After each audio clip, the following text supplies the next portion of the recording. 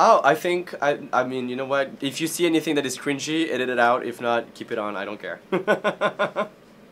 One of us is bootleg, one of us is official. Pick one. Which one is it? Hi, Nikki. Hi, Yuhua. How are you? I have been dreaming and waiting and hoping and going to sleep thinking about it that I would finally join you for this amazing, amazing project of yours. Project? Girl, that's a lie, girl. I don't know if y'all saw that video of James Mansfield, Nikki, and I. So she came up to me at DragCon at the hotel room downstairs. She bombarded me. She said, "Girl, when are you gonna have me on that show of yours? The bootleg show." I'm like, the bootleg show? Does she even know what it's called? Alright, so Yuhua Hamasaki is calling out Nicky Doll as we speak.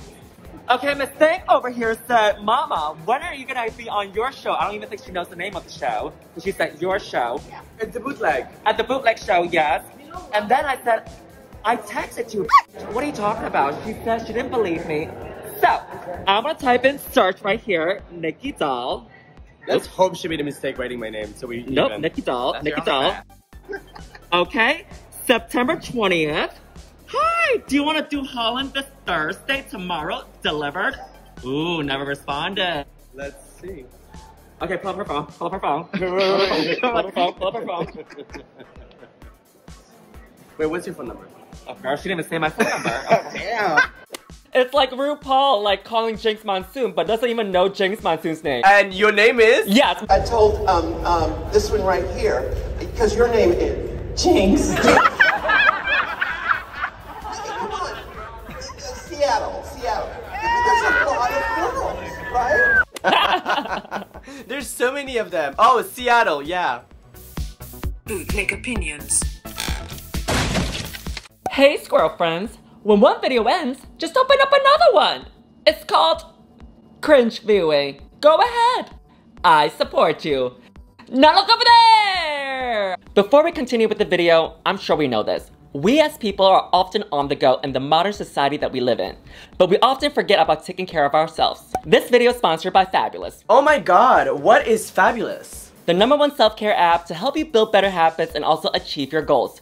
It is backed up by science and research as well. A routine in the morning, afternoon, and evening to keep you on track. I wish I knew about this earlier. With this award-winning app, you can create your own habits or the ones selected by Fabulous. You'll get coaching sessions to help you start your day, nightly coaching to help wind you down. Personally myself, I have trouble sleeping at night. And with their tips and routines on how to wind down, I have gotten better sleep and I'll also wake up the next day to be more productive. Oh my god, they are habits that I want to change too. What I enjoy most are their challenges because you are not doing it by yourself, but with other members on the app. And with community support, it makes sticking to the routines a lot easier. Oh my god, I need to get into this. Other exercises that I recommend exploring from them include fitness, meditation, productivity, yoga, and more. So what are you waiting for? Go to the link in the description and the first 100 people to sign up will get 25% off the premium from the Fabulous app. You deserve a better lifestyle. I'm about to sign up right now. But how are you, Nikki? I'm great, I'm actually great. I just got back from France recently shooting a very secretive project of mine. And I'm in New York City now just having fun and enjoying the humid weather. What about you? Wow, she's busy, booked, and blessed. Well, how am I? You know, just sitting in my room, rotting, suffering, depression, sad. But you know what? You're one of the few girls that actually did not gain weight during the pandemic, so we have to give that to you. Oh, girl, I'm just poor, girl. It's called malnutrition. I can't afford food. But I mentioned earlier, one of us is official and one of us is bootleg. It's for you, the viewers, to figure it out, okay? Find the missing piece. Find the missing piece. What do you think of these runway looks? I was very impressed by some of them and I was pretty disappointed by others, so it is a very surprising and fun and entertaining runway. Wow, she sounds like Kelly Conaway, not giving us really an answer. Yeah, some of them are good, some of them are bad. Yeah, no bitch. What about you? What did you think? I think overall, just like you, some are good, some are bad. But you know what? Are you ready to dive into these runway looks? I am so ready. I thought you'd never ask. We are always ready for the official fashion queen. We first up have Jinx Monsoon. Is this something Vanna White would wear? Definitely. And I do enjoy her that she dragged it up. But I do wish that she did something a little bit more with the hair. Other than that, it's a safe look for her. I do love that they're almost wearing the exact same fabrics. I do agree that the hair is not really giving me the person. But I do have to say that you are seeing a classic Jinx Monsoon walk, a classic Jinx Monsoon shape. Overall, I think the job has been done. Alright, I think up next is Miss Shea Couleé herself. Overall, I think this is a beautiful shape. This is a beautiful, beautiful hair for Shea. Now, is it really giving me who she was supposed to channel? It's a gorgeous outfit. I just don't know if that's the right assignment. Audrey Hepburn. Yeah. Breakfast at Tiffany's a little bit more. Overall, it's a safe look. Nothing wrong with it. She does look beautiful. Absolutely. Next up is Monet Exchange. Ooh. Wow, so beautiful. She is looking luxurious. This hair, gorgeous, totally Vanna White. This outfit, luxurious, gorgeous as well. I also enjoy that this high slit is so sexy. But I do want to point out one thing, that when she was walking down the runway, I keep seeing her undergarment. I think it was cut very high, that is why it was showing. I think something to probably avoid that is to build the panty into the gown. I think it would have more of an impact. But overall, she looks Vanna White, the house down boots. This hair for Monet is something that we're not used to see, and this actually looks gorgeous on her. I do think that the shape of the dress is a little more that that the person that we were supposed to channel, but you know, it's very on brand. It looks gorgeous. I absolutely love the shoe. But yeah, no black underwear under a white dress, girl. Come on. Overall, I think it looks great.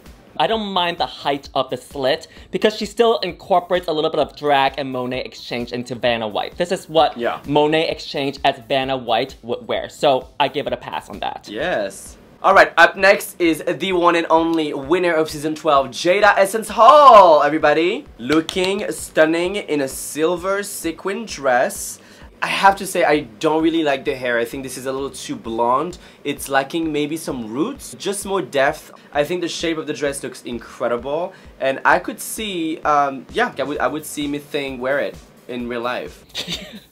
You said Miss Thing wear it? I will not remember her name, okay, y'all? We do not have that show. We have the French version of the Wheel of Fortune. Vanna White. Vanna White, Benadryl.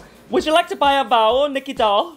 I agree with you about the hair. It was like very blonde and a little bit too plastic for me, if that makes sense. Yes. Giving me very RuPaul wigs from Party City.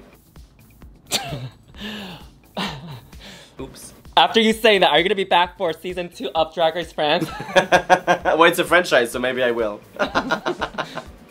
Yeah, it's a little bit too plastic for me. Just a little bit of roots, yes. I do enjoy the sexy shoulder that she brings with this runway. And also, I want to point out that she did a great job with the middle of the waist area, because the rest of the outfits with the sequins, they were all coming down. Yes. But then around her waist. Yep, and then she has a horizontal. Right, they were horizontal, so it breaks up the waist, the hips, and the torso. Yep. So great job on that. And the bitch knows how to moisturize her skin, that's for sure, because she is glycerin. House of Dry, cancelled. Because it's very dry. It's almost kind of like your vagina. Okay. I'm sorry we're so messy on here, and you're such a proper lady, Nikki. Y'all, it is midnight in New York City right now, so I am just as messy as Yuhua. By the way, can we talk about your look? You look incredible with that little Frenchy look of yours. Oh, thank you. I wanted to give you a little bit of bonjour, ladies, but you know. Do you know who I'm referencing? Bonjour, ladies. Dita Ritz, yes. The first ever French queen to ever be on Drag Race. Yes, of course. I know. I am just a follower. Next up is Raja. Oh my goodness, with this hair. Roger. I also want to point out that this is also something that RuPaul would wear, because she loves this shade of purple, and she also loves these asymmetrical cuts on the dress at the top. And this gown, beautiful. Again, it is lined. Check for me. Something with Raja since the beginning of the season is that her makeup seems at first very simplistic in a way, but it's so transformative, because here again, like, this is not the face that we used to see from Raja, and that hair is absolutely working for this reference, and I think she looks absolutely stunning.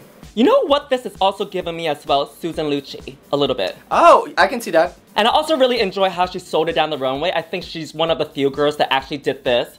You know, would you like to buy a vowel? Because that's what Miss Vanna White is all known about. Exactly. And fun fact is, y'all know that she makes about $10 million just by doing this? You see, we messed up our lives. We chose the wrong business. Yeah, girl. We chose to do Drag Race instead. Look what we're doing now, filming a YouTube video from a bedroom. Even the host has to suffer with the rest of us too.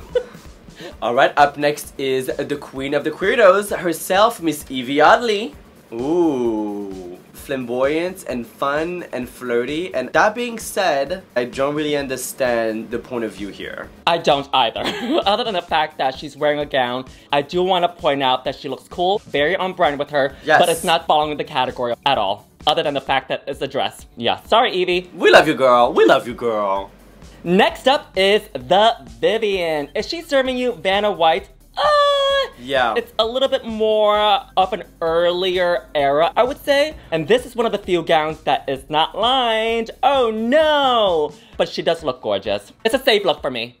I think the issue here is that the dress, the hair, the makeup, everything is on point, but the dress really takes you to a different atmosphere. I think this is giving you more like a boudoir vibes. It's giving me a little bit more of Mommy Dearest instead. Yes, absolutely. Or is it just me? Joan Crawford. That's also because of her face. That's besides the point. I don't mean her face, I meant the outfit, girl. Too late, girl. Too late. You said what you said. One thing about the Vivienne, out of all these queens in this season, she probably has the most beautiful and perfected mug in the workroom. She looks absolutely stunning every single time. And if you guys think that this is a Facetune or Face App little moment, she blends like that in real life, and it's really frustrating for other queens like us. Alright, up next is Trinity the Tech herself, looking absolutely gorgeous in this corseted sequin gown. I love this. I wish I could see an episode of The Wheel of Fortune with the host wearing this gown. The host? She still doesn't know the name. I won't say it. The host. She looks amazing. One thing about Trinity is that she really understands proportions, and this body is absolutely gorgeous. I mean, talking about proportionalizing and also separating the waist, the hips, and the torso, just look at the sequins around the waist area. Beautiful hourglass figure, right? Her and Jaida has similar fabrics going on. Not the exact same, but like how the sequins are placed on the fabric where it's going down. But for her, I think she took it to another level and dragged it up, is that on each place throughout the entire dress, she stoned it to really pop the colors.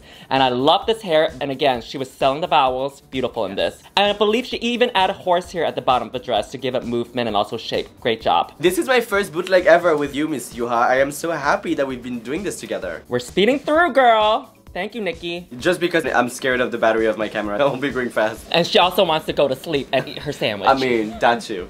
Next category is the girls have to mix and give us their interpretation of mixing two characters together. We first up have Jinx Monsoon. Whatever happened to baby Jane Fonda? Oh my god. The makeup is cool. It serves the character. I actually like this hair more than the one that she wore on the first runway. Yeah. I do think it's camp. It's safe. I mean, I agree. I think that the hair is like amazing, the makeup is great, but it's true that it's an all-winner season. This is Jinx Monsoon that we're talking about, and this look looks a little too pedestrian for me when it comes to getting to that level of drag excellence. Yeah. I actually love the shade of blue for her, but yeah, it's a little too basic for me. I think the caliber of drag that I have her still, even last week, I was basing it off of the first episode, because remember the first episode? Like I said, it was so grand. So she knows what it means to be extravagant and what it means to be a little bit basic. And we know Jinx Monsoon is a queen, so she deserves better than basic. And this is not queen or premium, you know. And that's the thing, it's like Jinx Monsoon, whenever she's very inspired about a theme, she really goes all off. You can tell that this one she was like, meh, let me just find something to do. But did not really put all her heart in it. Alright, up next is the gold tooth fairy herself, Miss Shea Couleé. You know what, I know that we're here to talk about the fashion, but Miss Thing has been serving it with the hair. That hair is absolutely iconic. I think that this shade of yellow is the one and only shade of yellow that anyone should ever use, because it is a warm, vibrant yellow. And these gloves are just absolutely great. I love this. This is giving me Thanos. She's not interested in just the regular teeth. She's only interested in the gold teeth. The only thing that I want to pick apart with this, just like Monet Exchange, the black panties. I keep seeing it. It was too short. I think, again, just like Monet Exchange, it's just to build the panties into the dress. Other than that, it's fine. Beautiful. And what a great interpretation to this, too. Fabulous. Yes. Next up is Bob the Drag Queen Elizabeth, serving you a reference of Queen Elizabeth and Bob the Drag Queen. I think that was... Go. Do you want me to go? No, go for it. I think it's cool. I think it's safe. It's fine. Not too exciting. I don't know if as Monet Exchange I would have come and channel Bob the Drag Queen, but I think the idea comes well together. It's safe, it's fun. Nothing mind-blowing either. She could have done the cyborg. She should have done the cyborg look.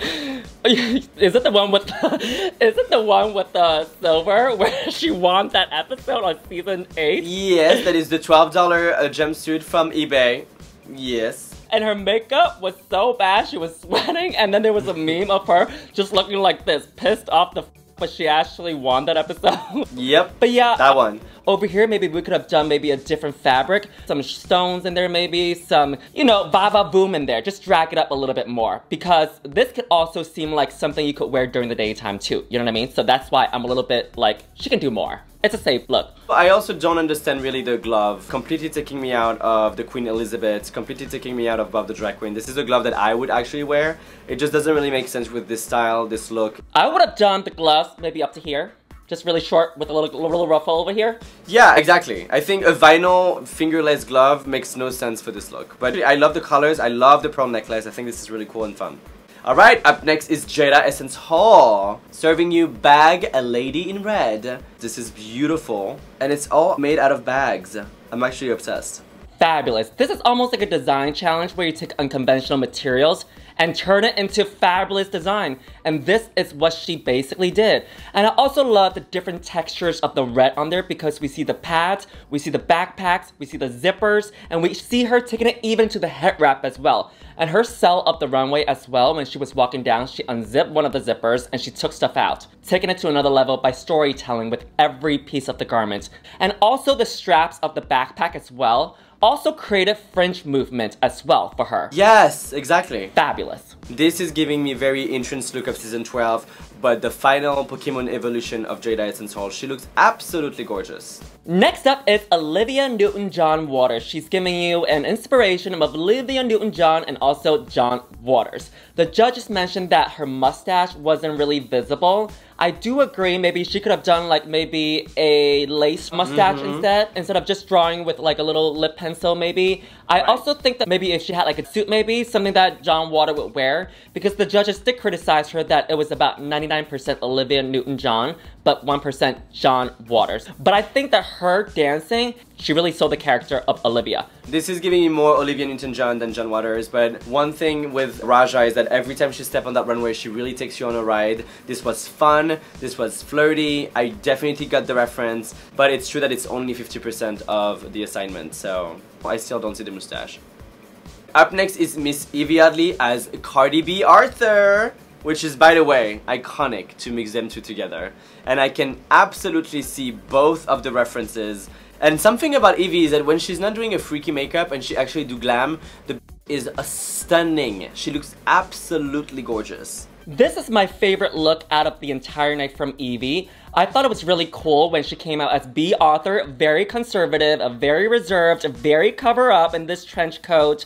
But at the same time, this trench coat, the print, is very rich lady, right? But when she takes it off, bam! Cardi B. And this pattern, Cardi B can absolutely wear as well. And she rips up the gray wig. We see these braids. Yep. And then we see all the tatas. We saw how dangerous, how bad, how sexual she is, and I thought it was a really playful and campy spin to this. Beautiful job. Very Cardi B and Hustler. Love it.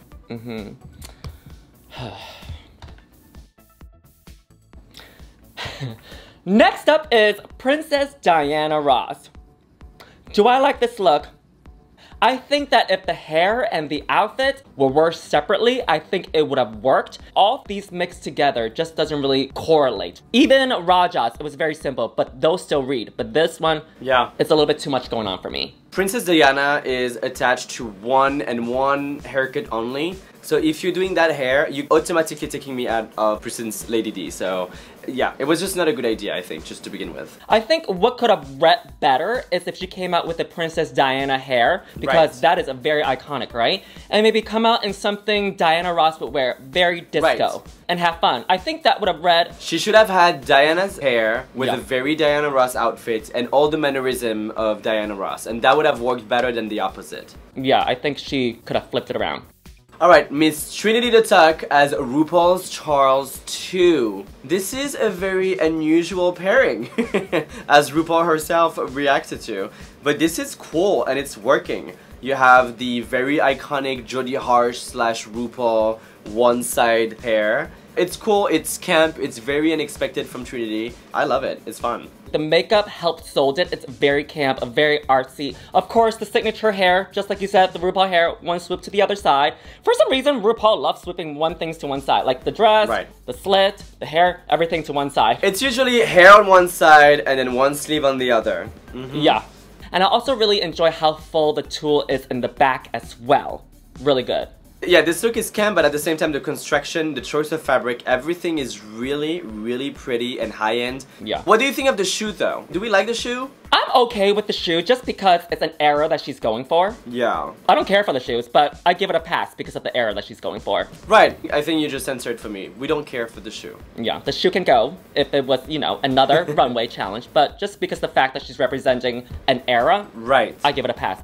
Next up are looks the queens have to make in the workroom based on spinning the wheel. We first up have Jinx Monsoon. She made about half of it and Trinity made the other half. And I have to say that this outfit looks better after Trinity the Tuck just did up. Because when I first saw it on the mannequin in the workroom, wow, a tragedy, a nightmare, no good. But I think that the fact that she has this piece of fabric around her face, I do enjoy the layers of the fabric, I do enjoy the appliques of the purple, I do enjoy the silhouette of the waist that it gives. But overall, it's one of the weaker ones on the runway. I feel like this is kind of the ones that you kind of make on a regular season, not All-Stars. But then again, we all know Jinx is not a look queen, so this is not where she aced at. Yeah, I feel like every time a queen on Drag Race tries to channel a Greek goddess on a sewing challenge, you know the can't sew. Just as I thought, she's doing it here. Just as I thought, trash. I'm just kidding. Just as I thought. The only thing here is that it really lacks taste. I actually don't really like the headpiece because it kind of like makes it like, oh, my outfit is not great, but let me make it look like fashion and edgy by putting that thing. You can tell that she doesn't even wear lashes under this because they probably block with the fabric. So it's just a big hot miss for me. Not mess, it's a miss. I actually like the hair more than the outfit, to be honest. What I love about Jinx is that she's all about branding, and that hair color is very specific of her. It's not just a ginger, it's not just an orange. It is a Jinx Monsoon color, and I love seeing it week after week on her. Alright, up next is Miss Shea Couleé, the bride herself. This looks absolutely impeccable. I think the pattern, the bodice herself, and again, it's all about taste. The way she positioned the tulle and the way she did that headband, just exquisite. And it's very risky to wear white as a drag queen. Yeah, I agree. She looks fine. She looks safe. She did talk about how she felt a little bit risky going for bridal again because she did it on All-Stars 5 during a design challenge. I don't mind it here as much. Now, one thing I kind of want to point out is that the judges said that she made the corset in the workroom. So I was watching it with my friends and we noticed that in the workroom, she actually brought the corset from home and she just kind of built around it. But overall, she does look good. But at the end of the day, if you realize that doing this might allow you to do a more finished look with a corset, by all means, go with the corset. Because I'd rather see this than seeing what Jinx was wearing. Than seeing someone, oh no, I'm just gonna use a sewing machine, and the outfit doesn't actually look good at all. So by all means, pick up a corset, bring it from home, glue shit on it, and walk the runway. Do you think that if Jinx Monsoon brought in a corset too, and just kind of worked around it, do you think that her look would be better? I would hope so. I think we all do, girl. Next up is Monet Exchange. Cause if it ain't green, I ain't what? Interested! Okay! I thought we were gonna have another moment with like Alexis Michelle where I say, cause if it ain't green, I ain't what? And she just missed. Why is she green? Well, Tamar, have you not watched the show? We wore your favorite color. Because if it ain't green, Alexis Michelle ain't what?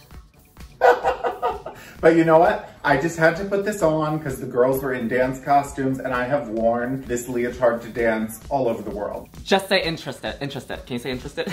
Interested? Okay. Cause if it ain't green, I ain't what? Interested. Monet Exchange over here is having fun, dancing around, and the bounciness of this outfit is great. I also really enjoyed the pants that she did. She trimmed it with the exact same fabric around the top as well. I think that takes it to another level. Yes. Because without the trimming, I think it would have been kind of basic. The only thing I want to pick apart with this is I think she could have done a little bit better job with the top. on rouging it, because it does seem like there was a lot of extra fabric at the top. I think she could have cut the U shape a little bit more so that it droops beautifully down on her collarbones. Yeah. Overall, great. I think it's beautiful, first of all, because we can see Monet Exchange wearing green without wearing yellow as well, so she's finally not a sponge. That hair is absolutely gorgeous. I absolutely love these pants on her. I love how high-waist they are. I do agree the top is really kind of like what feels rushed. I think if she would have added like maybe a bra structure, she could have been able to have a little more definition. I think what she did was that she had a piece of the front panel and she just kind of tried hot gluing it together, you know. Yeah, some minor details I think would have worked. But I mean, it works. She wouldn't be performing in it, but she can walk in the runway and it actually looks good, so. Alright, up next is the one and only Jaida Essence Hall. From the House of Hall! You can try to glue on a corset, you can try to rouge some fabric, but you can never compete with a girl that actually knows how to sew. I would ask a designer to make this for me and I would pay big coins to make it. Like, this is just an actual seamstress that knows how to put together a vision from a sketch. Everything is great, from the nude illusion to the shoulder pads to the makeup, the hair. This is pure excellence and pure Jaida Essence Hall for you. One thing that I really enjoy about Jaida Essence Hall is that she actually sketches out the outfit before sewing it, because a lot of the times that we've seen in design challenges, the girls would just go straight to the mannequin and start adding things. Yeah. And then you realize, oh, I'm out of materials. Oh, this actually doesn't look good. You really have to prepare, plan, sketch, measure, cut, and then start sewing, and then you do the fittings. Yes, it's a shortcut going straight to the mannequin, but it's not gonna help you in the long run. So Jaida Essence Hall, you did the job beautifully. Like you said, this is something you order from a designer. Yes. I love the shoulders. I love how the hair is up. And I love how the hair is up so that it doesn't interfere with the pieces that's like black fire or black ocean or whatnot. Right. Gorgeous. You see, when we're inspired by a good look, we have more to talk about, right? And also the nude illusion just cuts out beautifully, and those thigh-high boots, so sexy. I mean, mama. And the dark lip, mwah. Yeah, you were mentioning earlier that she was smart to really sketch, measure, and plan everything ahead before starting to sew. But Jaida is also one of these that would actually do a ball on season 12, have a full idea, realize that she's running out of some type of material that she needs, and manage within 10 minutes to transform something and make it still iconic and go all the way to the top. So she is so resourceful and will never, never go dry on ideas when it comes to sewing something. This is just amazing. She will never go dry on ideas. Kinda like my vagina. Oh, oh my god, you are obsessed with this. Girl. If anything Drag Race has taught me is that your vagina is very dry. Next up is Raja. When I first saw this at the viewing party, I mean, goosebumps, chills. And I rarely get goosebumps or get excited when I see a look that's designed in the workroom. And this dress, it's so beautiful the way it's cut. And then she trimmed the dress as well, taking it to another level. And then we see the trim echoed in the collar front area, plunging neckline. And then this collar, very regal, very avant-garde shapes and movements.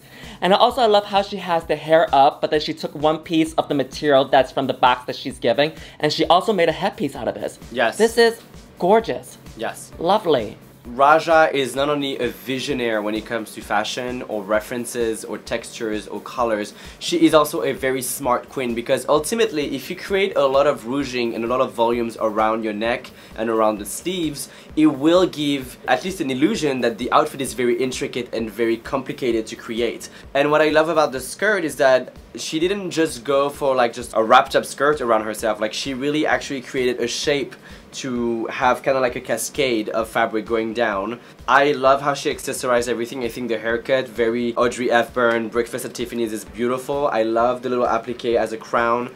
Her iconic sunglasses that makes her the queen that she is. This is exactly what I was expecting from Raja after not being on our screen for so long. This is just pure excellence. I also want to follow up with something that you said about the dress as well, because a lot of the times the queens would just sew two lines. You know what I'm talking about, right? This was not really hard to do, but it's the attention to details and how to make a very easy silhouette interesting and unusual that really makes you win a challenge, because this is a skirt that you're like, oh my god, this was so easy to do, but what a smart twist to it. she's clever. She's a clever queen. And I love that she actually was wearing a stripper pump. I was not happy that Kim Kardashian was wearing it, but here it makes complete sense. Fabulous. Wow. Alright, up next is Yvie Oddly, giving us avant-garde bubblegum little princess. I absolutely love the face, the accessories around the face. I think that the attitude is great. But if I'm really focused and obsessed with your face, and then when I look at the outfit, it doesn't really give me what your face is selling, I'm kind of like getting out of the fantasy. I do love the pants slash tights, but the rest, I don't know. And the only shade of pink that is different is your shoe. It doesn't work with me because your shoe is way darker than the rest, so that's the only thing I see right now. Or a transparent stripper pump like Raja. That would have worked perfectly here. It might be the choice of fabric that I'm not really obsessed with.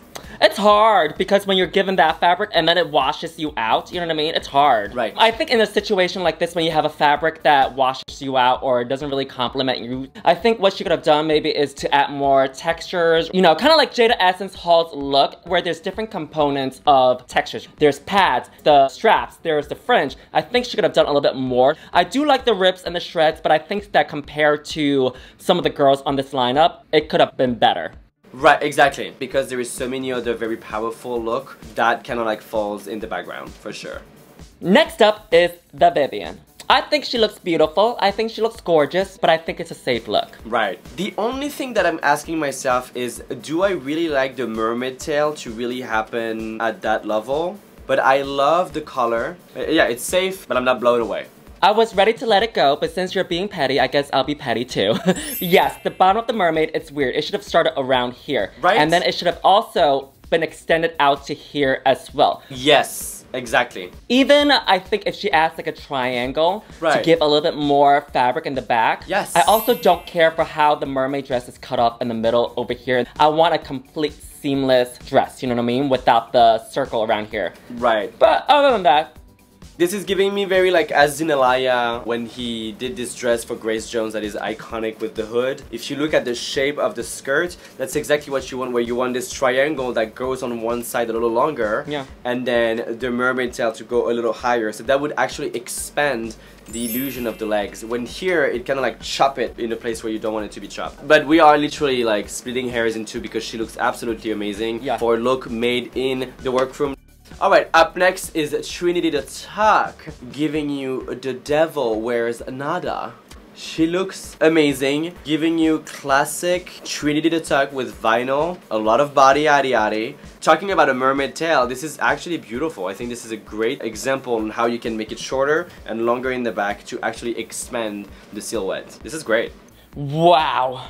Beautiful. And when she was working that sewing machine, the girls were saying, oh my god, you're sewing already? Yeah, I can see why, because the bottom of that petticoat with the red tulle ruffle to give it that bouncy movement, because I think that without her making it, I think it would have just very floppy, very droopy, kind of sad. But this one over here, it's alive. It's fresh. It's vibrant. It's alive, it's breathing, and the cutouts on the outfits are beautiful as well. Very dominatrix, very S&M, and she's got that whip and the gloves. And I know who the f calling. Your grab herb is here, girl. Hey, I'm filming still. Okay. Yeah. Hi. And I also really enjoyed the real long hair covering her. And then she go, whoop! Here's my delicious. And I know a lot of people would say, wow, Detox did it first and she's the first queen that did it. But let me just say that no queen owns a genre of drag. And I'm sure it has been done many of times before, and I enjoy you, Trinity, for doing it. She looks beautiful in this. And this is almost something that you almost bring from outside of the workroom. This does not look like you made this in the workroom. Right. Fabulous job. Exactly. I think other queens might have done it before, but they brought it with them. She made it in the workroom. So for that alone, we should not even question it. She is a queen that not only have expensive taste, but whenever she is limited to create it herself, actually can elevate her creations to her level or to what she purchased. This is actually great, and what a great proof that she is a amazing drag queen. She is fantastic. Before I let you go, who do you think is gonna be the top 3 or top 4? Who are you rooting for? What about you? I'm gonna keep watching, so I'll let y'all know. Can't be asking, you can't be asking me something like this and not answer yourself. So congrats, ladies! Congrats! Woo! And Nicky Doll, thank you so much for getting bootleg with me, even though you're an official queen. Where can we find you? You can find me at the Nicky Doll, which is TheNickyDoll on every single social platform. And make sure to tune in for Drag Race Friends that is gonna come out very soon. And I promise you it will be subtitled, so don't get scared. And you will finally learn other words than croissant, ha ha ha, oui baguette, and voulez-vous coucher avec moi? You're welcome. I speak French too. I speak French fries, French onion rings, French waffles, you know, all the French words. And my name is Yuhua. And my name is Yuhua Hamasaki. I know, my jokes are stupid. And my name is Yuhua Hamasaki. You can find me on Facebook, Twitter, Instagram, and new on TikTok under Yuhua Hamasaki. Bye, Nikki! Bye, baby. Au revoir. Mwah. Mwah.